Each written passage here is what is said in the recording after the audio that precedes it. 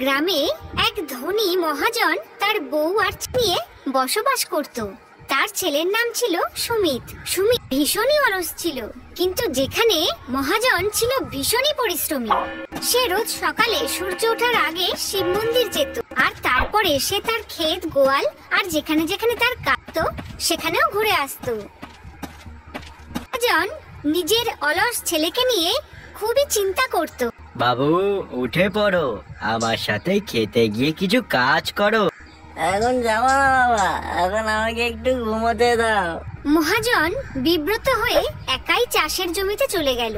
এর কিছুদিন পরে মহাজন খুবই অসুস্থ হয়ে পড়ল, আর কিছুদিন পরেই সে মারাও গেল। মহাজনের মৃত্যুর পরেও তার অলস ছেলে ব্যবসার দিকে কোনো রকমই নজর দিত না। এইসব দেখে সুমিতের মা ভীষণ দুঃখের সাথে তাকে বলে, বাবু, আমাদের ব্যবসাতে খুবই লোকসান হয়ে চলেছে। তো আমি এতে কি করতে পারি? আমি আর ব্যবসার কি বুঝি? আমি তো আজ অব্দি বাবার সাথে চাষ জমিতেও যাইনি। এক কাজ করো, পাশের গ্রামে তোমার দাদু থাকেন, উনি এই ব্যবসার ব্যাপারে খুবই ভালো। তুমি ওনার সাথে গিয়ে দেখা করো, উনি কোনো না কোনো রাস্তা ঠিকই বার করবেন। ঠিক আছে মা, আমি কালকেই চলে যাব।